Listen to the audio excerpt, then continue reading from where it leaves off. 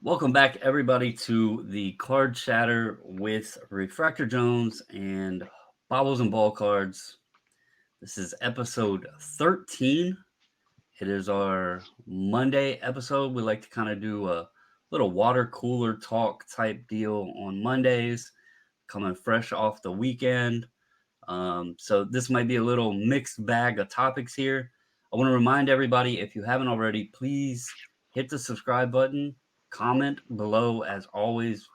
We love that. That's one of the best parts of doing this is when you guys comment and get involved in the conversation.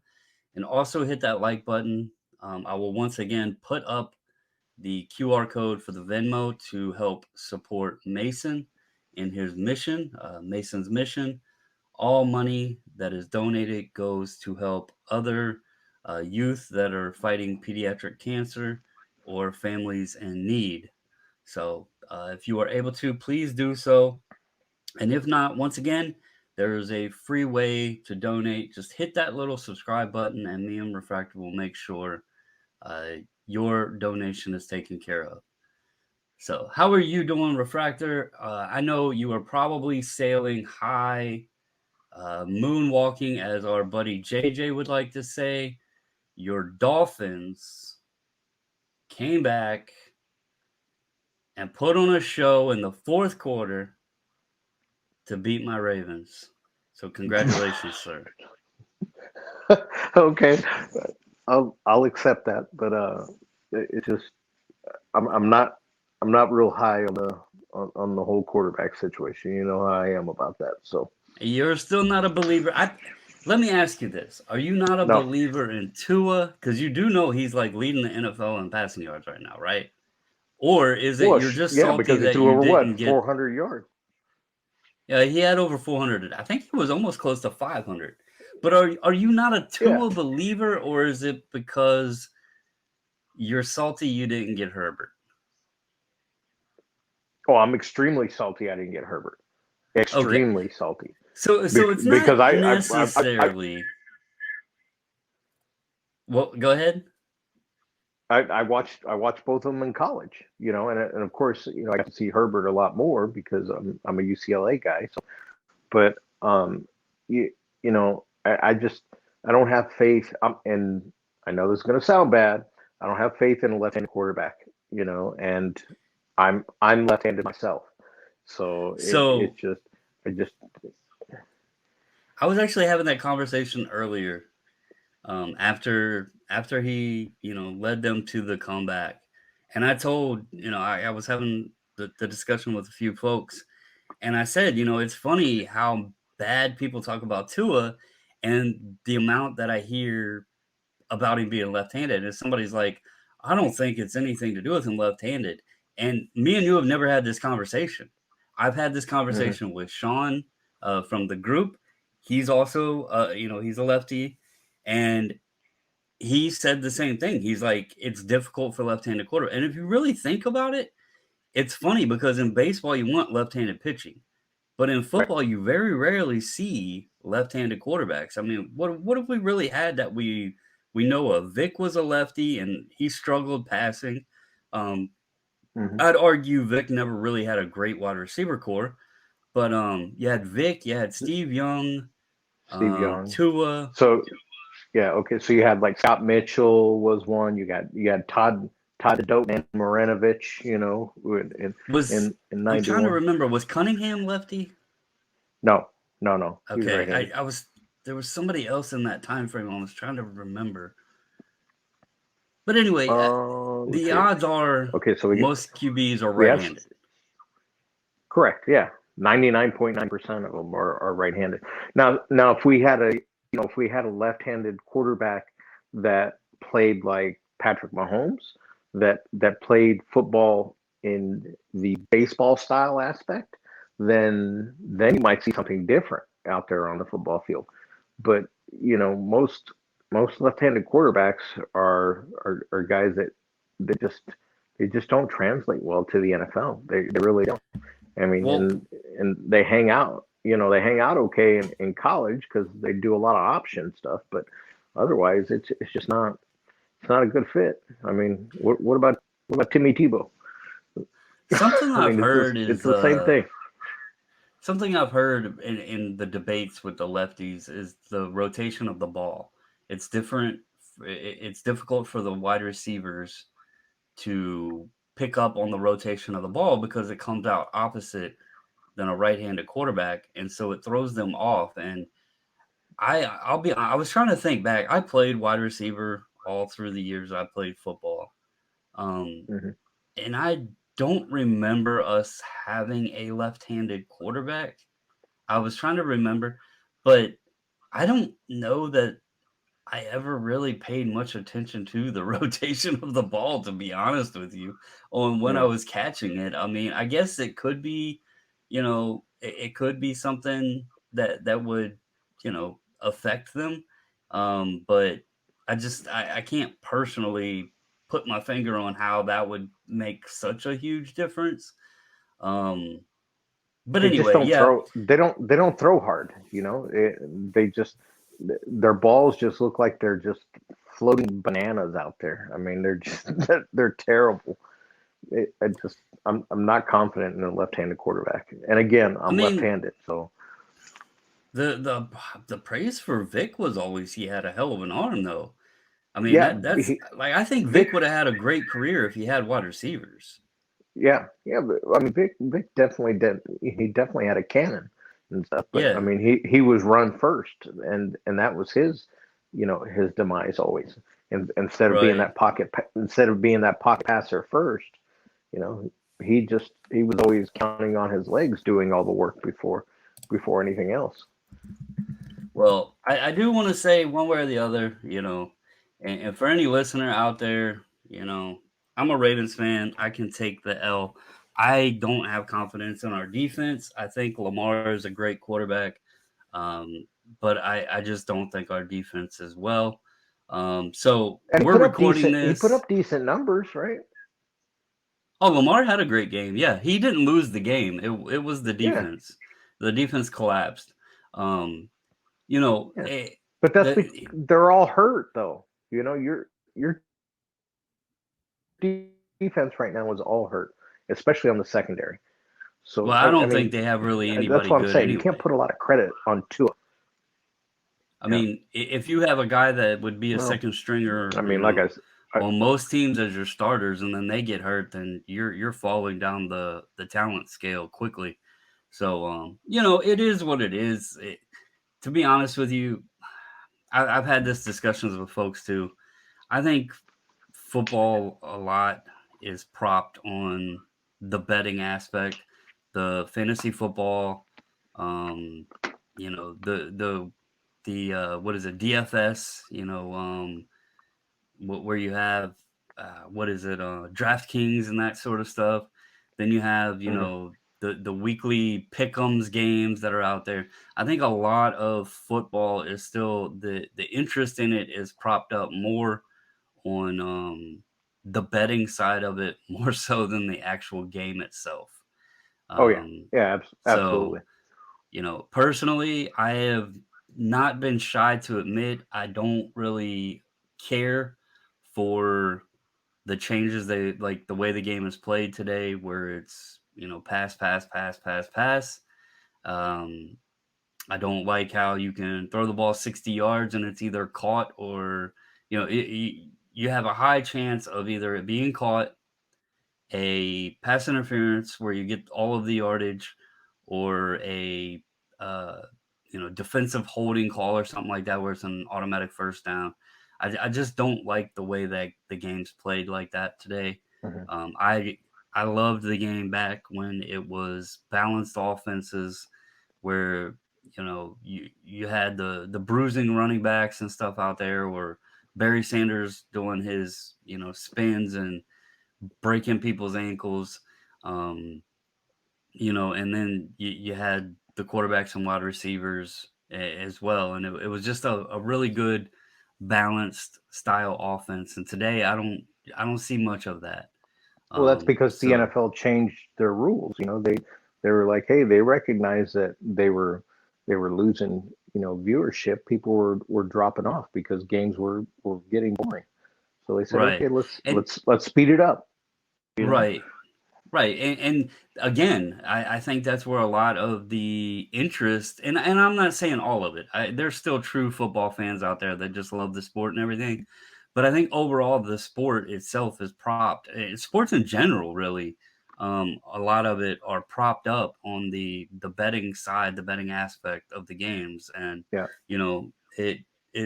I just don't know if you removed that, like how much interest would still be there. And speaking on, you said, the league changed, something we didn't talk about last week, but MLB imposed some new rules. And I was actually discussing with Sean earlier. Um, it's interesting to me that they implemented the pitch clock and then they banned the shift. And then there's a few other rules, obviously the larger bases, I get that's a safety issue, looking out for the safety thing and all that.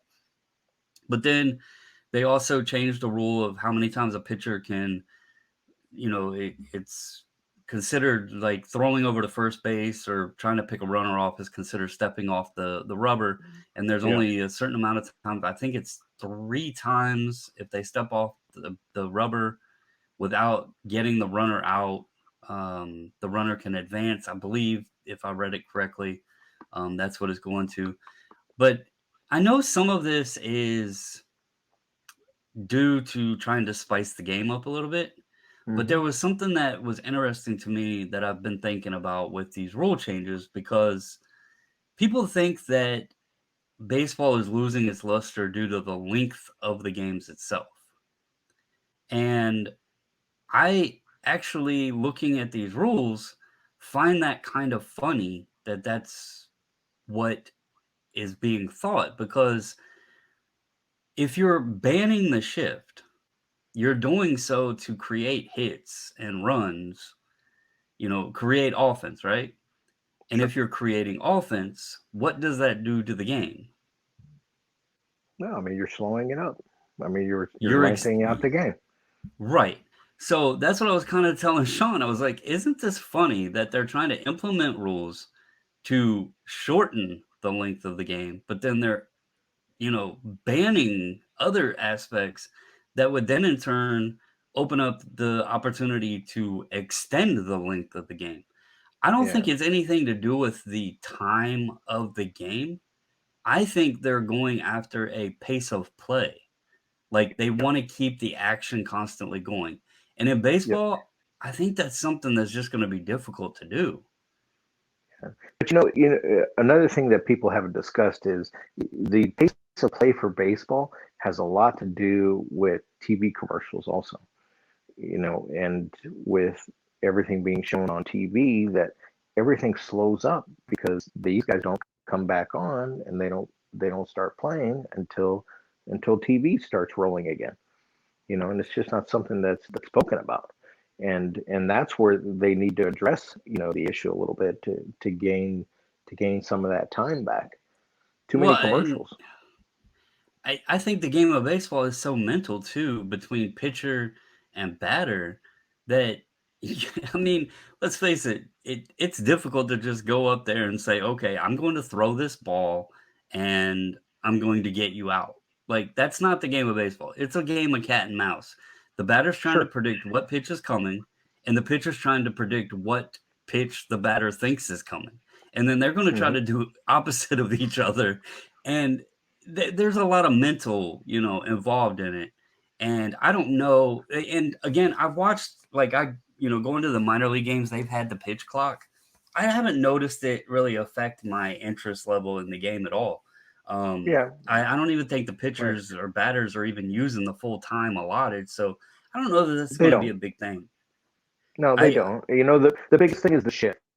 To me, that they didn't need to do that. They really didn't, because these guys are professionals. They know how to place wood on the ball. So can you imagine telling Tony Gwynn, hey Tony, guess what?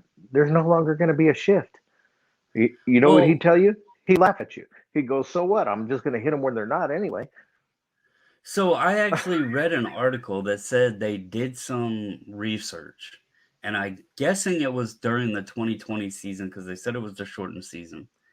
and it came out to, I think the number, I don't have it in front of me, but I think it was like they estimated based off the shortened season and how many balls that were batted in play that could have been hits rather than outs based upon the shift was only 270 something during that shortened season, and they did that based on an average, and said over a 162 game season, it would be 580 some, I think it was.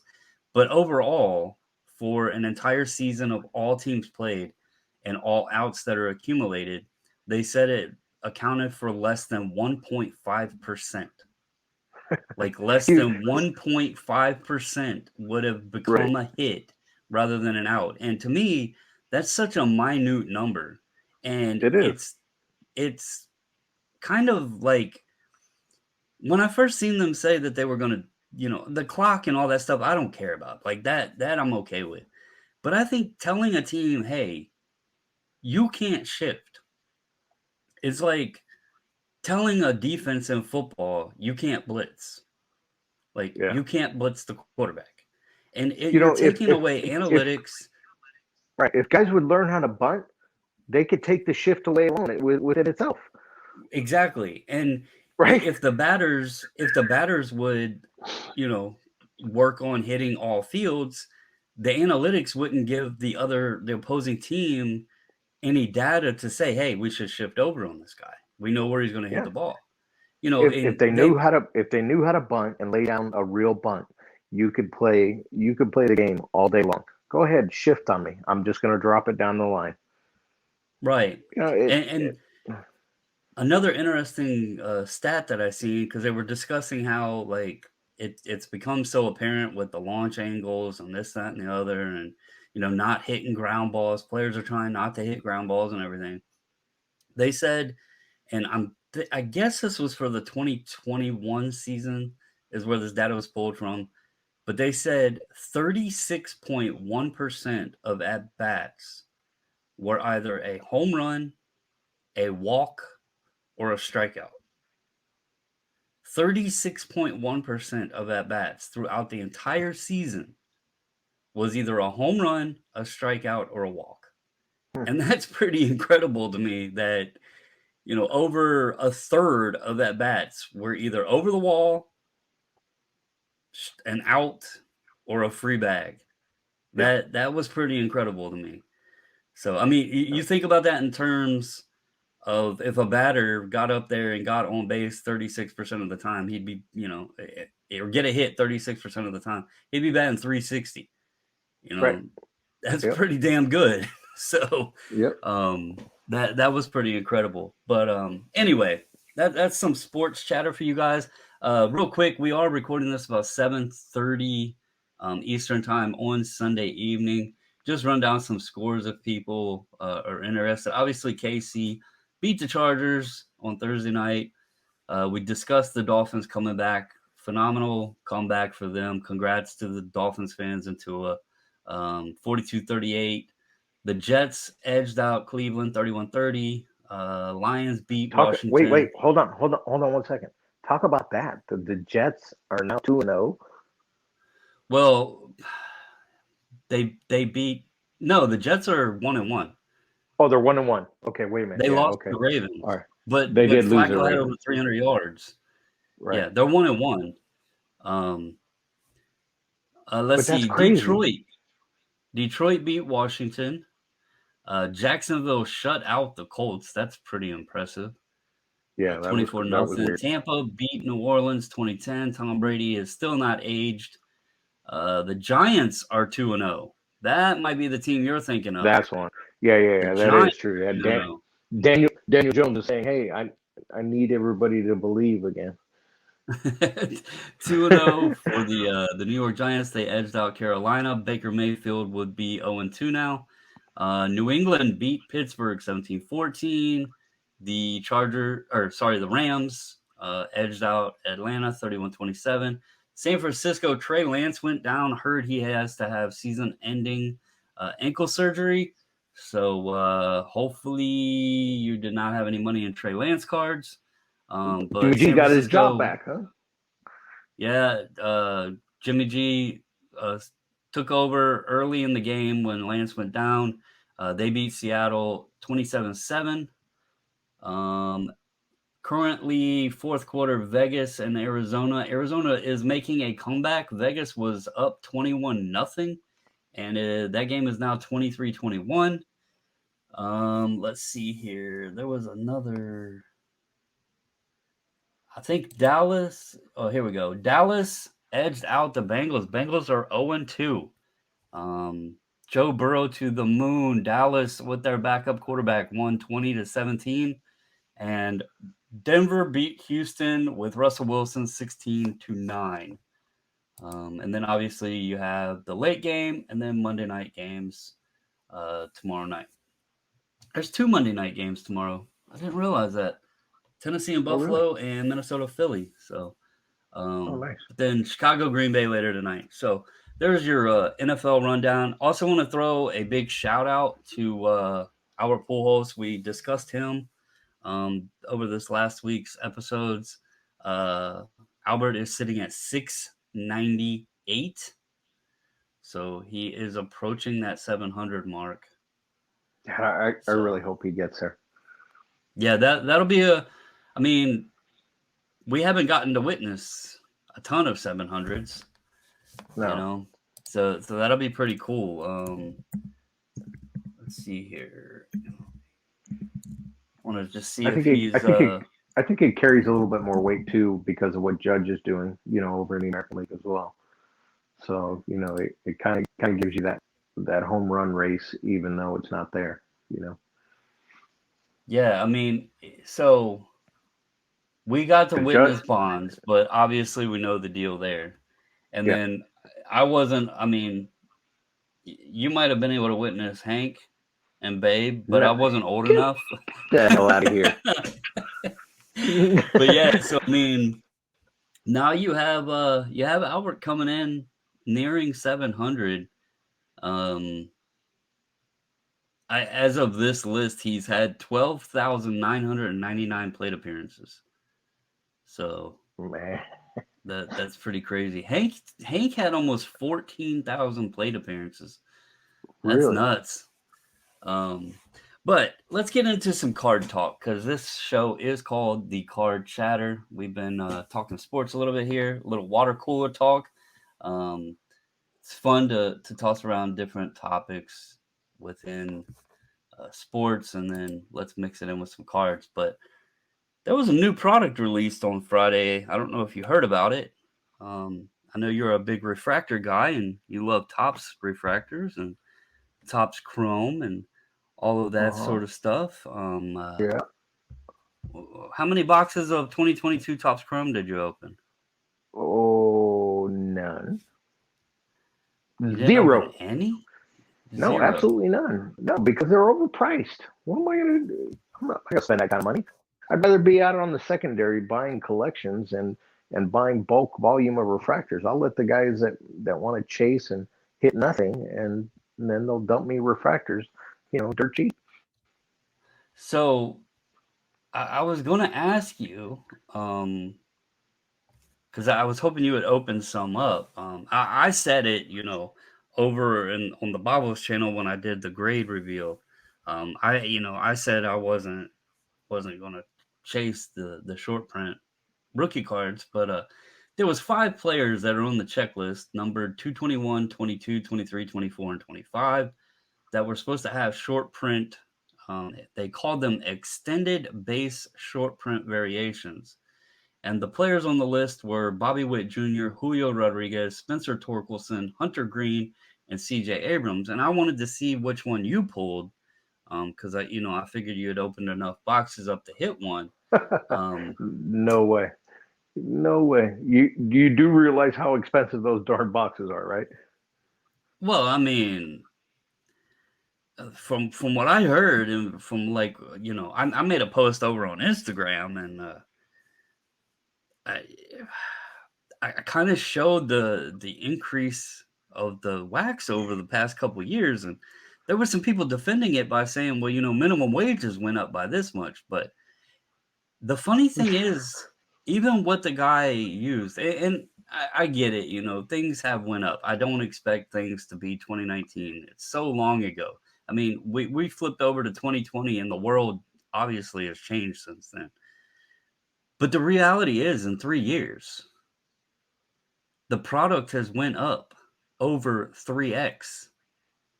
And this guy put out like, well, minimum wage in LA went from $7 to $16.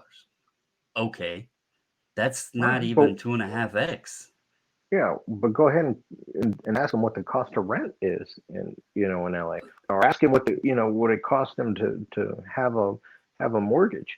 I mean, I have my grandparents' house. I still have it in my grandparents' name because I don't want to take it over, because if I take the darn house over, I got to pay $12,000 a month in just taxes alone on the house. So you can't tell Well, me that it's cheap. That we're starting to make more money, and because cost of living really isn't that high, because we're getting paid more. No, cost of living goes up 3 times the amount to according to what your wage is. So you're never well, going to let's get think caught about up. it this way. Let's think about it this way. So if minimum wage was still $7, right? Mm-hmm. And you worked a 40-hour work week at Mm-hmm. $7, you could not even afford one hobby box of Topps Chrome Baseball. Right. At $16 an hour, which is allegedly the new minimum wage. Before taxes or anything, you would have $640 on 40 hours. Even then, you would struggle to clear, I don't know what it would be off the top of my head. I don't even know what California tax rate is, but, you know, Well, you got to worry you, about you state wouldn't tax. have much left over. You wouldn't have much left over after working a full 40-hour work week, even at $17 an hour, buying one of these boxes at $300. Yeah. And getting back to the 5 guys that were supposedly short prints in there, crazy thing is, none of them have turned up. It sounds like Topps pulled the old let's throw them on the checklist to get people excited so we can sell this product. And then once people have bought it and ripped it or bought into breaks or what have you, realize, oh, wait, it's not even there. It's the whole Houdini act. It was, it's listed, but does it exist? I haven't Yeah. seen one. Um, folks were saying, well, maybe it's just that short printed. And one could hope, except for the fact that like there are super short print variations also on the checklist, and I've seen multiples of those for Otani, Griffey, Wander, Jackie Robinson, and O'Neill Cruz. But the regular short prints for the guys that I believe were likely added on late, I have not seen turn up. Now, this is where things could get interesting. And I wonder if there's any fallback on it. And I think they put things out there and measures to protect themselves where checklists are subject to change, this, that, and the other, what have you. Mm-hmm. I am wondering if they knew, I think Topps was trying to ride Wander Franco. And then obviously he didn't turn out to be as expected. The products have been pushed, later releases than normal. And they wanted to keep that price point up there, but they didn't know how they were exactly going to be able to go about it.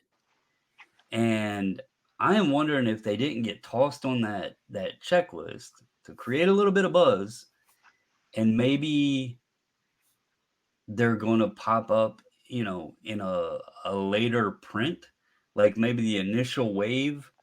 None of them had been printed and inserted into packs, but maybe in a month or so, when some of them, if people continue opening the product, um, I'm really curious. Do they start popping up in a later wave of product?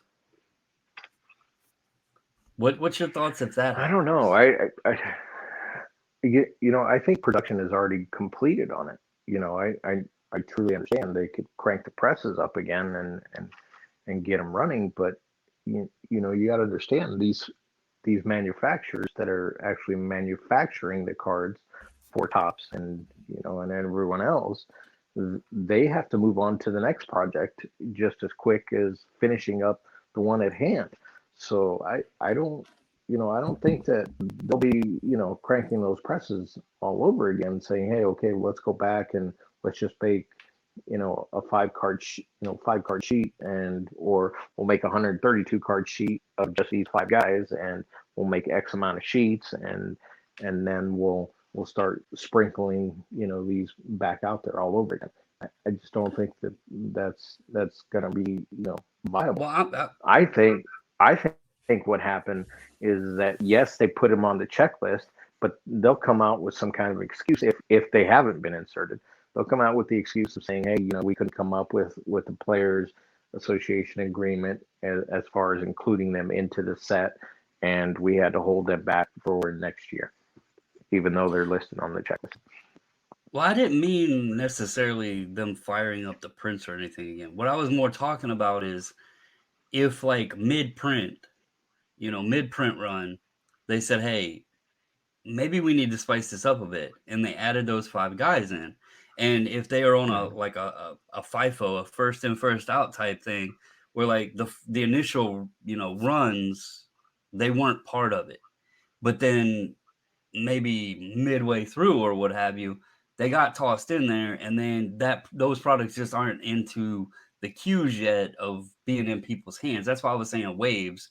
They Yeah, might have I printed don't think everything so. already. It's just the initial prints wouldn't have been, distributed with the cards in them, so to speak. No, see, I don't think so. I think you would have already seen at least, I mean, come on, at least seen 10, 20 of them pop up by now, right? The only I reason mean, I it's. ask is I know this has happened in Panini products. I Mhm. believe the big one that's off the top of my head, and this isn't a standard product like a Chrome or a Prism or something like that, but I know that in National Treasures, there was a big buzz with Odell Beckham, and the Odell Beckham RPAs weren't in the first wave of product. Like there was an initial release of the Mhm. product, and he was nowhere to be found, and then they started popping up later on. So that was kind of why I was thinking Yeah, but those maybe. were a lot of those Go were ahead. backdoored though. A lot of that was backdoored. So that Well, hell, that maybe whole the Odell Julios Beckham are thing backdoored. We was. don't know. But no, it's interesting because I actually searched I, and I couldn't find any of them. I looked for all of the players. I could find their mhm. autograph copies, but I could not find any of these variations. I also thought there was something weird. I seen a redemption for a Wander Franco auto, but then I've also seen his autos live, and that was weird to me too because I've been kind of ticked off with tops. I have like 5 redemptions open right now. One of them is a Wander Franco, um, the 87th design from Top Series 1, 2022 Top Series 1. Mhm. And me and the missus, we hit the 2 Wander Franco autos, one out of the silver pack, and then the other one, pulled from one of the actual packs. And the silver pack one was a sticker auto. And so I wound up selling that one to recoup some of what I spent on the cases we bought. And I Mhm. redeemed the other one because I wanted to keep it. I actually like the 87 Tops design being in the product. I think that's awesome. It's one of the most iconic sets from our childhood, or my Right. childhood anyway. Um, and so Mine I as well, actually slick. I was excited that design was in that product, and then that we hit the Trout auto from that design and the Wander Franco. I got the Trout Mhm. auto back really quick. The Wander, I still haven't gotten it. In fact, it's going on nearly 6 months now, and all of my redemptions, everything I have that I'm waiting on, it started popping up with this request substitute. And so I finally got to the point where I was like, I don't know if I'm going to get these. I called Tops and asked them, And the funny thing is we've had all these autograph debates of are these autographs witnessed?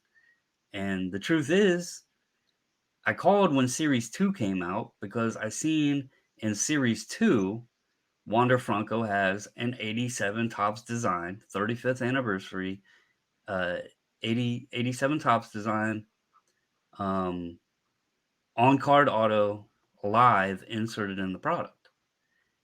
Coincidentally, it's the same identical card number that was on the checklist for the Series 1 product. Also, Uh-oh. coincidentally, I noticed that on the back of the card, it doesn't say received from Series 1 or received from Series 2. It just says you have received an autograph card from 2022 Topps Baseball. Mm-hmm. So I kind of got ticked off because I was like, did they take these Wander Franco autos and put them in Series 2 and put redemptions in Series 1? Because it didn't make any sense to me. And I called, and the lady was like, well, those would be different. And I was like, well, how do you tell the difference? They have the same identical card number, and the back doesn't state Series 1 or Series 2. So how are y'all telling the difference? And funny thing is, she said, well, we go by what Beckett says. This was a Topps rep that when I ask a question, Oh tells my me, well, gosh. we go by what Beckett Oh says. I don't think she even understood the question of how can you tell me which is which when right. nothing identifies as Series 1 or Series 2. They have the same identical card number, and on the back it just says 2022 Topps Baseball. But anyway, she told me that Wander hadn't signed the cards and sent them back yet. Not that they were waiting for a representative to be there or anything like that. Wander hadn't signed the cards and sent them back. And the reason I wound up just going ahead and clicking, you know, request substitute is I keep seeing all of his other cards on card. Um, the likelihood that I get these if he signed those and sent them back is probably nil. He probably tossed those cards away in the trash or something. I don't know. But anyway, No, to the truthfully, you know prices. where they're probably they're probably sitting at the stadium, and they're sitting in his locker. Because when I worked as a clubby, those all mail would come in to the front office. Then the mail would be our responsibility as a clubhouse guy to go upstairs, go up to the office, pull any packages because guys were receiving stuff daily. Mail just didn't miraculously appear in the clubhouse. We basically had to be mailmen ourselves. So we would go pick up certain packages for guys. We'd have our UPS, FedEx, and the Postal Service contact guys that would be bringing certain things for certain players because guys were getting new gloves, bats, all kinds of stuff, and even cards because there would be a separate avenue for just regular fan mail, and then there would be considered commercial mail. The commercial mail would be set off to the side, which we had to deal with on a daily basis because each guy needed whatever item that was. So there's a good chance that there's a 800 count box or a 600 count box sitting right there at his locker because that's what we would do. We would take it, we would place it there in his locker, and he would either sign them, and then when they were finished with them, they would hand them back to us. Then we would put the return receipt label on them, and we would send stuff back to whoever they went to. So I mean, there truly is a good chance that they're sitting right there in the locker room. Yeah, I really don't know like what the situation is. It's weird to me sometimes where you see some of these guys, like I said, even in the Topps Chrome, I've seen his cards are autographed live, they're on card in the product, and then I've seen redemptions from the same product. So it's very weird how they're doing this. The I good thing is that we haven't seen any of it showing up on a secondary as a backdoor kind of a thing. So that's kind of a plus for you, because you can at least rest assured that they haven't wound up in somebody else's hands that he's actually Well, I don't signed know if them and anybody's even paying attention that much right now. I mean, like I said, Wander, he struggled and then he got hurt and everything else. So, to be quite honest with you, even if I was looking to sell the card and I've been sitting here waiting, I wouldn't want it back yet anyway because I wouldn't be selling it yet anyway. Mhm. But that one I did want for my collection, so it wasn't a Right. matter of that. It was really, I just wanted it because it was the 87 Topps design. And the only reason I sold Right. the other one is because it was the sticker auto, and it was actually from the silver pack. So it was a chrome orange mojo to it. It was a cool card. Um, but I knew that one had more value, being it was numbered out of 25 and everything. Mhm. And it was when the product was initially released, so it would help me recoup funds to pay back for what we spent on the boxes and everything. And Right. I was gonna just keep the other one, which would have been on card and looked like the actual 87 Topps product. So I was really excited to Yeah. get that, and then uh, I never got it. So kind of sucked all at the same time. But it's crazy to me. You know, just I don't know. Like the question was brought up during that grade reveal of whether or not I wanted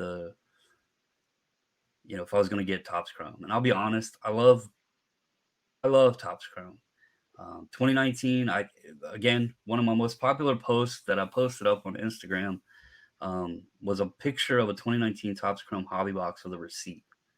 And I bought that box for $92. And it was actually in October. So during the baseball playoffs, after the season, knowing Pete Alonso had hit, what did he hit? 53 home runs that year, I think, Mhm. as a rookie. Eloy was in that product. Vladdy Jr. was in that product. Tatis was in that product. Great rookie class right there.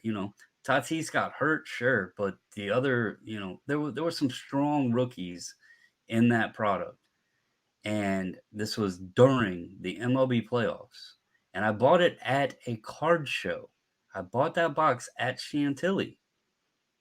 So again, likely that the wax was marked up even a little bit more for that show price. Yep. But it was $92, taxes, everything out the door. $92 for that box. And Yeah, because I cost was probably remember 75, right? uh I think the box was $84.99, I think, is Direct what it dealer cost? was. From the dealer at the show. No, no, just direct. So direct dealer cost on most Topps Chrome products or finest is 75. So from manufacturer to the wholesaler. And then of course the wholesaler does, slaps his juice on top of it. I don't know what Topps' price was on that. I didn't honestly. I didn't look It, at blowouts prices or tops prices or anything like that on that. We stopped at the table when we were leaving the show when we were up there and picked up 2 boxes that day. Um, it was the October Chantilly show, and it was actually a mhm. table right as you leave the show. It was to the right of the doors. And me and the missus was like, well, why don't we stop and grab us a couple boxes before we go home? And we grabbed a box of that Topps Chrome and a box of Series 2 Topps Baseball. And so I don't know what the like direct prices were or anything. More But than likely it was 75 because if you paid what, 92 or 90? yeah, it was $92 So more than all in. likely yeah, so more than likely it was $75 for the box direct. Of course you can't touch that now, for what they're charging for hobby box. Everything Yeah. is so inflated, it's just crazy. So I remember in 2020 um, buying a box of 2020 Chrome, and I had sticker shock. And the price actually went down, right after I bought the 2020 Chrome box.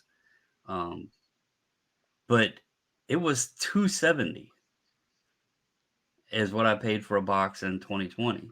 So a Mhm. 3x jump in 1 year. And I attributed that to the panda going on and the hobby boom going on and everything was going crazy. But it's difficult to sustain that today when they're 300. This was $300 on tops.com for a hobby box of 2022. I didn't pay attention to 2021. There wasn't anybody really in that product. I did not like 2021 tops at all. I couldn't read the Mhm. cards, like the names on the cards or anything. I just didn't like the design. And there was a couple good rookies, but it just didn't speak to me um, because I didn't like the cards. I didn't enjoy opening the product.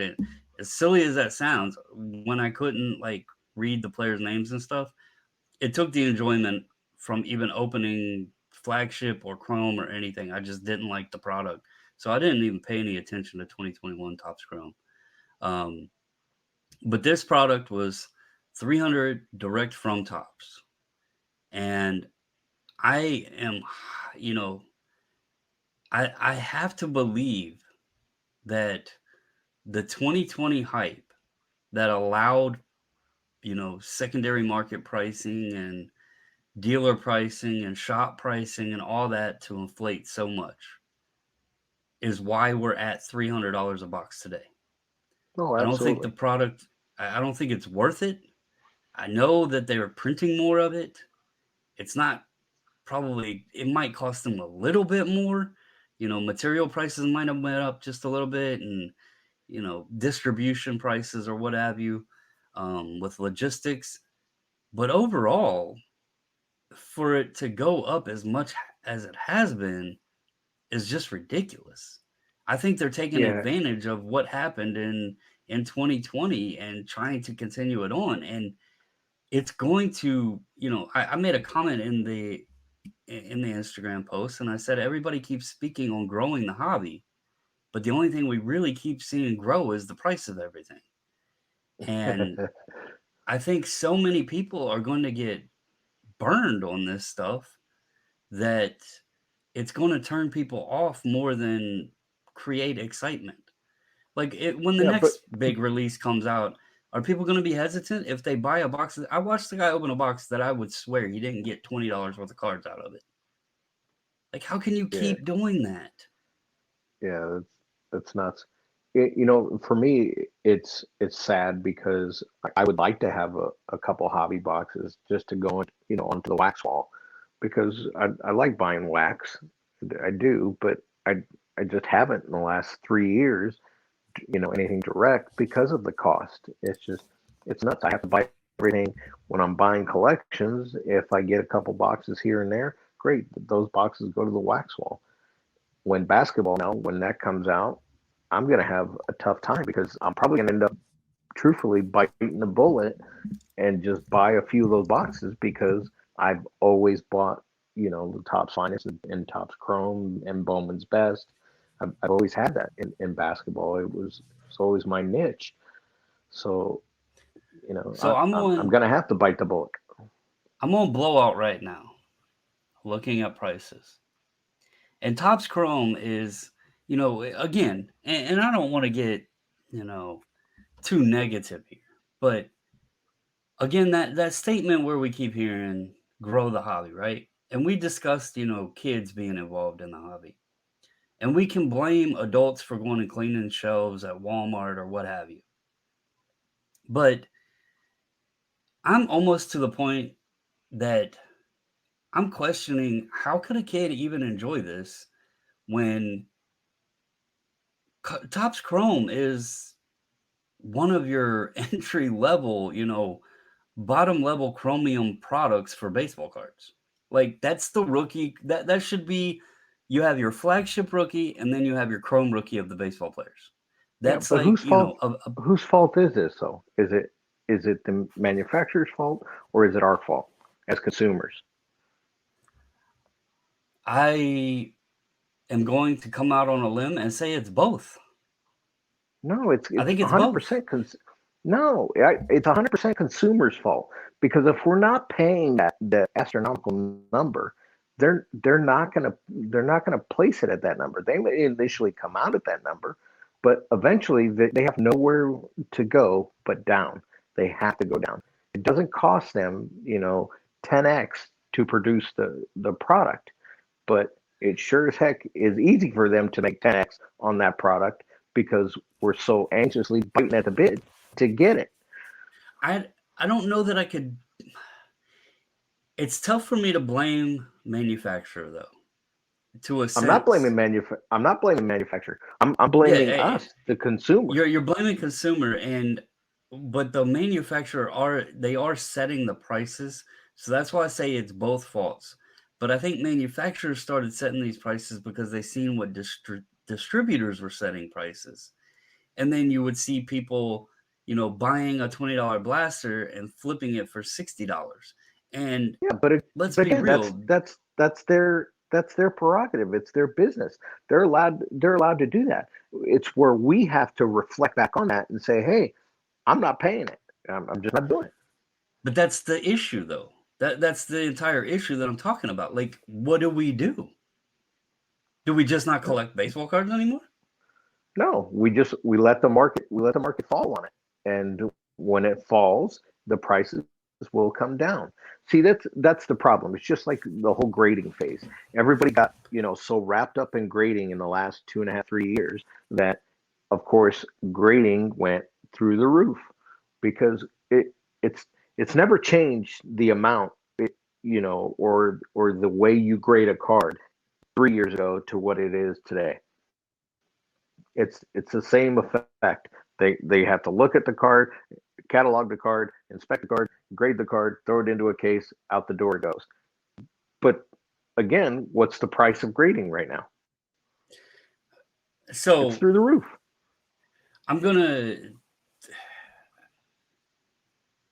I can kind of understand some of it because let's be honest, right?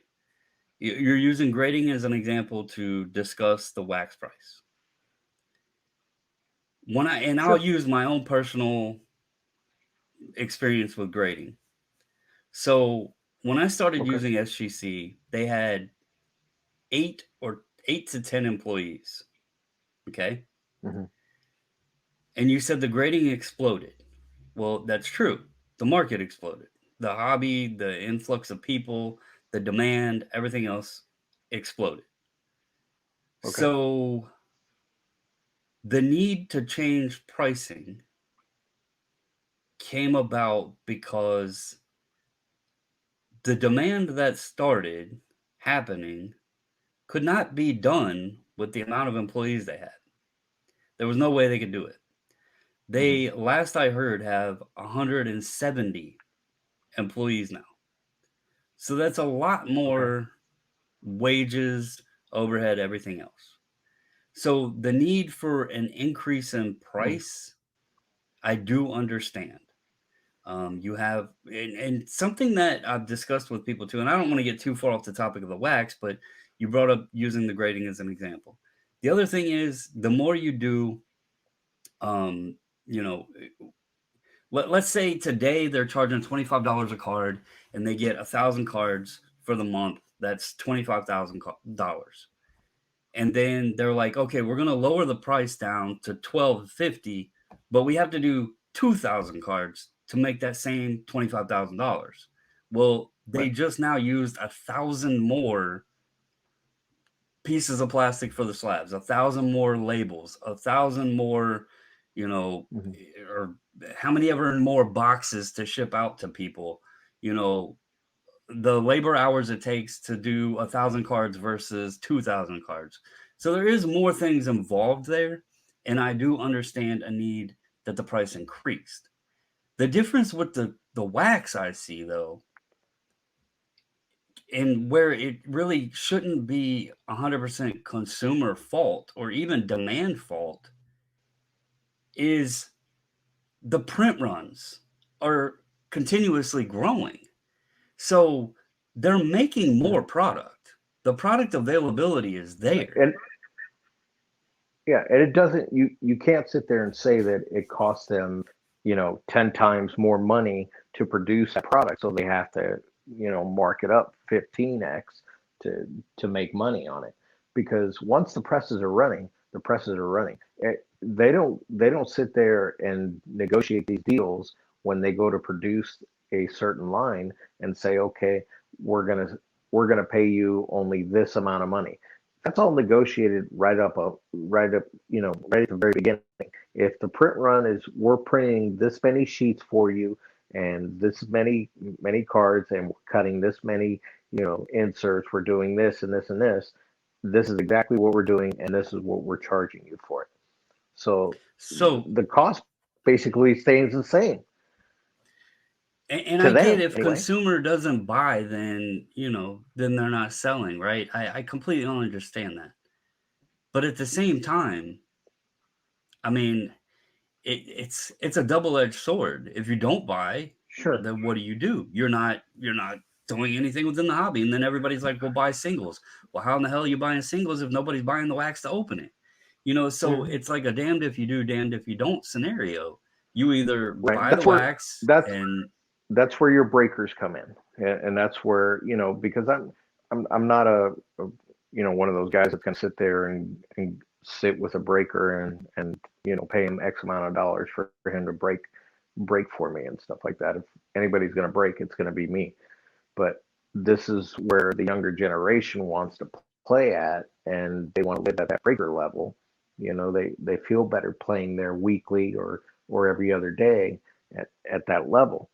So that kind of mentality will always break down, and you'll always get singles. So you have to have those breakers to get those singles out into the market. okay, So well, you're going to get those and you singles. brought up something there, breakers, because I hear it so many Hmm. times. Like even there was comments on my post. It's the breaker's fault. It's the breaker's fault. But It isn't. I don't think they understand the pipeline and the process that these wax pieces go through before they even get into a consumer's hands. Because Hmm. what little birdies have told me through, the bird's nest, the manufacturer sets one price. Now, obviously, if somebody can buy direct from Tops, they're going to get the best price. Buying direct from Tops is going to be the best price overall. But I've Right. heard that there's less than 100 people worldwide that have direct access to a direct Tops account. So most people were going through distributors, and you have Southern Hobby, you have GTS, you have um, whoa, trying to think of the other ones, slipped my mind. But anyway, there's several distributors out there. What I was hearing is that the issues that were heavily involved within the price increases we were seeing with wax was not the manufacturers, it wasn't the breakers, it was actually from the distributors. And this is a topic, I don't want to go too deep into this because this is a topic we can talk about in a future episode. But I was hearing they were actually kind of manipulating the market with they would get, say, 100 cases of allocation from Tops or Panini, whoever, but Hmm. they were not distributing those 100 cases. They No. might let 10% out into the open market or 20% Right. out in the open market because then Right. they were being able to control price because they weren't letting as much out into the open market. But And they've always then done once, that. They've always done that. That's never been any different. See, people are just getting but it wise to got that. worse. It got way worse. I heard that, like, uh, yeah, I heard it went up significantly. Yeah, I don't doubt it. I mean, because it's an easy way to manipulate the market. All you got to do is release 15 to 20% of your allocation. The rest of it, start sprinkling it out over the next 6 weeks, or according to whatever next new product is going to be released, because they're not paying for the stuff anyway. Most of those guys are getting all that stuff on a 30-day, 60-day net. So they have 30 to 60 days to sell that product. And if they can make an extra, a little bit of juice on top of it before it comes time for that bill to be paid, that's what they do. So would you say that the wax prices that we are dealing with today, and back on, just sticking with the topic of today and the Topps Chrome thing, do you think it is direct related to, as you said, controlled supply that would allowed pricing to be manipulated? Yeah, absolutely. Yeah, without a doubt it is. And then they seen that people were going to continue buying it so that's where the consumer fault comes in, because they were like, okay, if we Right. can sell this stuff for $300, why do we put it back at $89.99? They're going to be silly and buy it anyway. And Right. I've kind of hinted at that same thing myself, like with retail. I've talked about, people say, well, because I can't find retail at Walmart, it doesn't exist. Well, I highly disagree with that, because you have to think, just even in early 2020, before everything went haywire, you didn't have all the options out there today that we do in the marketplace, with the available spaces that are carrying this retail wax. And one big change I've noticed is how many shops are now carrying retail wax. Breakers are breaking retail wax, and I'm Hmm. not just talking a blaster here or there. I'm talking cases and cases of it. So Yeah. people are like, well, they're not increasing the print runs because I'm not seeing it on my Walmart shelf. Well, when you have Walmart, Target, Cracker Barrel, Hobby Lobby, Barnes and Noble, Yeah. Wawa, Wal- Lids, Walgreens, CVS, Walgreens, CVS, Myers, yeah. um, probably Foot Locker. I mean, on and on and on. And then you have online constantly making new drops for online wax. And then you have hobby shops that are loaded with freaking retail wax. And then you have breakers breaking retail wax. There is a ton of retail wax out there. I'm sure there is. I think that also was a big key for the distributors, even the manufacturers and everybody else, to say, if these folks are really paying 60, 80, whatever on the on the secondary market for these blasters that we're making thousands upon thousands upon thousands upon thousands of blasters of, well, then we're just going to raise the hobby prices too, because obviously these fools are going to pay it. They Yep. haven't been wrong. They have not been No. wrong. I mean, Prism is What? like 1,500 a box or whatever it was. That stuff used to be 129. Yep. It's nuts. In the card prices, the card prices have went down, but the wax prices have went up. And I think this is a huge issue we're going to run into going forward. We talked about the market popping, or the bubble popping, and the cards were going to correct. I really think we need a wax correction, serious wax correction. There's just too much of it. The cards don't have the value that's condoned. I mean, everybody out there that knows me and the missus, we love ripping wax. And I used to tell myself, okay, I'm going to go ahead and pay this for the entertainment factor of it. But there is zero chance in hell I could go pay over $300 at my LCS for a 2022 Chrome Baseball Hobby Box to Mhm. know that my odds are likely going to return maybe $20, $30 in cards. There's no And way that's I why, could even talk right. myself into having fun. But None. that's why you see the LCSs selling retail out the door.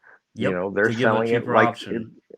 right. They want to give that cheaper option, and they want to pull that person through the door. They need to have some type of loss leader to bring them through the door to buy other stuff. So Yep. they sell it. Ideally, Yep. do they want to sell it? They don't. They don't want to. They No, don't want to carry retail. They want to carry the my hobby. They want to carry hobby exclusive stuff. my LCS owner Bart, he actually talked to me and the wife about it one day because he was like, I hate it. He's like, I'm a hobby shop. I don't want to sell retail at all. And Right. this is sad. He said that because, and I know for a fact he orders it from his distributor because I've asked him about prices on a product he didn't have before, and he hit his distributor up. So I know for a fact he was buying it from a distributor. But he said he avoided going to Walmart even to do his grocery shopping or Target to go shopping because he didn't want someone spotting him in the store thinking that he was getting his retail by clearing shelves at Walmart and Target. That's how bad it got because he felt guilty selling the retail wax and didn't want nobody to think he was clearing the local stores and putting it in his shop Hmm. because he had never carried it before. Never. Right. And then he Oh, had see, to because people yeah, can't afford it. right. Old school LCSs, they just you didn't see them selling retail product. They would on a lot of upper deck kind of stuff. They you would see, I would say in the '90s you would see a lot of hobby and retail, inside an LCS. But for the most part, it was always hobby and hobby only. And Yep. they enjoyed He that because one, the price points were right for them. Two, the cards were exclusive to the hobby aspect, so it drew people into the hobby shop. It was a win-win. right, and he actually he's had his shop for 25 or 30 years, I think now. Wow. Um and he's on Main Street. Well, it's not called Main Street, but it's the main strip Hmm. of a downtown. Gets a lot of foot traffic for shopping. A great area for him. And he doesn't even like. I know a lot of shops support themselves by also offering breaks and stuff like that. He doesn't even do that. He sells sports cards, but then he also has a very large area for like gifts and knickknacks, and he also has like a bunch of vintage toys and stuff like that in there. So he sells like soaps for the ladies, lotions, all that in there. So he has a He's a, mixed variety of a shop there. he's an It's old school like general store. kind of, yeah, but he also knows what that does is it brings foot traffic from both parties. Like a guy can Sure. go in to look at sports cards while his wife's over looking at, knickknacks or whatever he's got in the store. And it's great for like gifts and stuff like that. So he's very, very, it's a pretty big shop, but most of it is the gifts and that sort of thing. So what you're saying That is you're doing your Christmas shopping there for the better half. no, she doesn't really look at that stuff. She looks at the cards. Uh, We were just there you're lucky. today. We were You're just there lucky. today, and she was standing at the display cases looking at all the wax. And we were talking about the wax and everything. So yeah, she looks at like some of the Funko Pops, and my daughter goes in there and gets some stuff, but the missus doesn't look at a whole lot of it in there. She might look at browse a few things, but she's more interested when we go in talking to the owner Bart and looking at the wax and everything else. And I guess to finish this up and close it out because we're over an hour now. Do you think, and I know you said that if the consumers didn't buy it, but I don't know that that's going to ever be the outcome of this happening. I don't think people will just stop buying wax. Well, not They might completely, but adjust. adjust. Sure. I haven't bought wax in a lot. In fact, if I buy any of this, I might look for, and they've gone up, but if I buy anything, I might buy some mega boxes. Or I might just wait until Chrome update comes out and try to get some of those. Uh, but do you think that we will see a correction like we did with card prices over in the wax market? Or do you think that they've now found leverage to push the prices up to have them where they're at today? They're going to hold firm on that and continue trying to find other ways to raise prices. Now, keep in mind, I'm talking hobby and jumbo. Tops has figured out those little I don't want to call them gimmicks, but at the same time, they're somewhat of a gimmick. They do the light boxes at $100 a box, um, but they don't have the autos or anything in them. So, do you think that we'll get any wax correcting with prices? Look, let's be honest. You know there has to be. I mean, because if you're paying, let's just say you're paying $100 for a box of cards, and you're breaking that box of cards, and you're not getting a return of $20 out of a box of cards, then you know for a fact that eventually it's going to correct because people are just going to stop buying. They're just going to say, hey, I can't do this anymore. I'd rather go to a show and go buy some singles. I'd rather go to the baseball card store and go buy some at the baseball card store. I just can't. I can't buy boxes anymore. I used to love to break wax, just love cracking wax, and I would crack a bunch of it, and then I would hoard a bunch of it. But like I've told you, in the last 3 years, I have not bought any wax and just said, okay, I'm going to start breaking it because the cost is ridiculous. It's just gotten Yeah, stupid. we uh we actually the and here's the funny thing. I said, she was looking at wax while we were there, and the sad part is none of it was sports cards. Because there's other options out there of things that we do enjoy that Hmm. aren't sports cards and are still kind of affordable to have fun with. We keep in mind we didn't buy anything today. Bart wasn't there, and so I just dropped the submission off, and we went out and grabbed a bite to eat. But um, we were actually looking at some other options that weren't sports cards. Um, but that's kind of where things are today. Like we love opening Because wax, but it's too much. right, so you were looking at other options because you still want to be engaged in the hobby because you still love the hobby and you're just looking for another option to be able to play in your own sandbox again.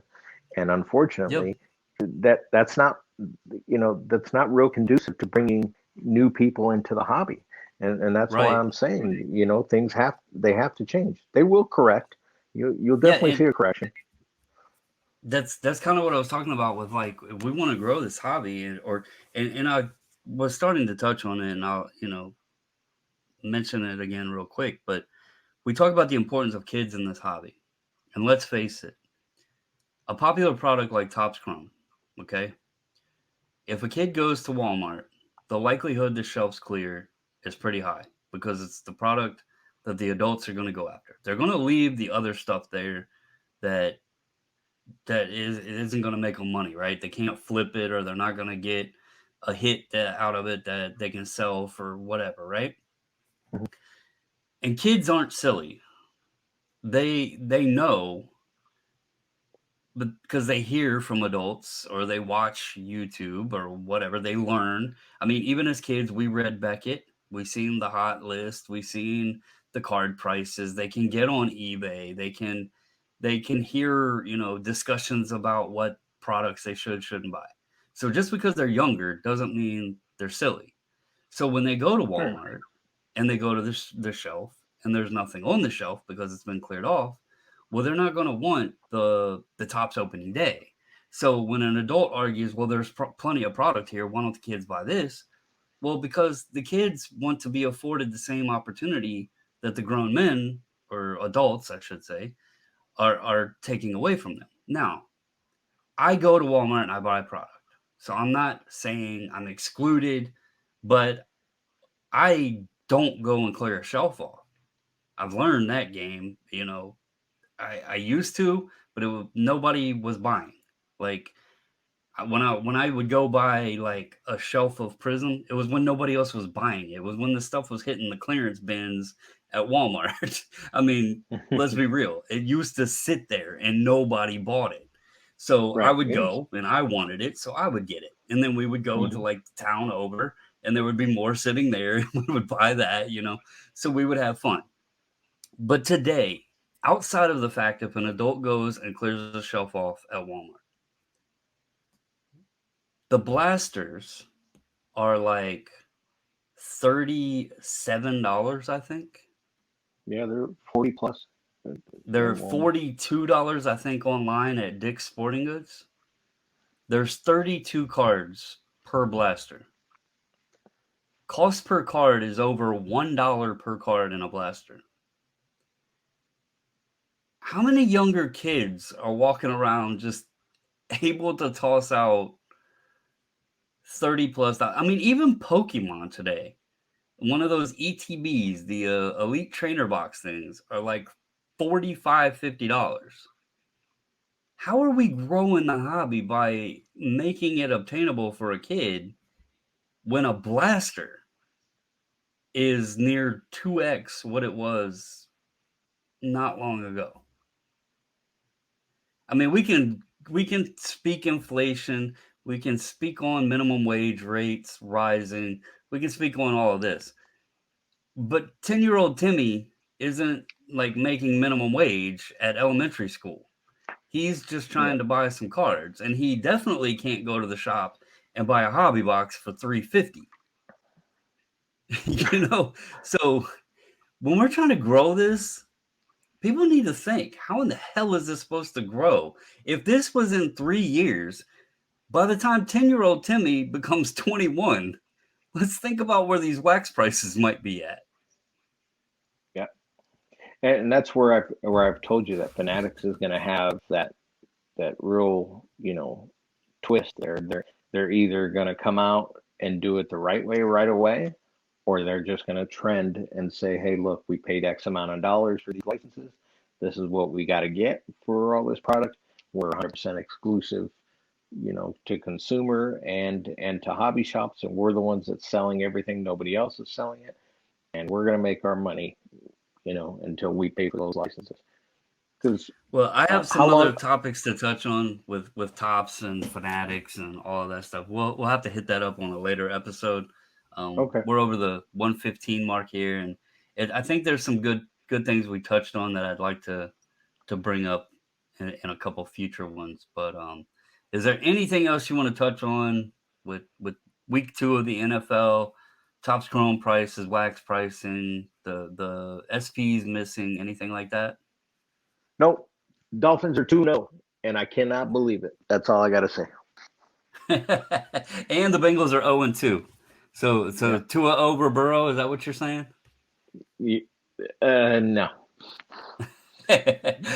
All right, guys. Well, I hope you have a wonderful Monday. Be on the lookout for Wednesday and Friday's episode as always. And remember, hit that thumbs up, subscribe, comment, and join the chatter down below. And hope you have a wonderful day. Thank you.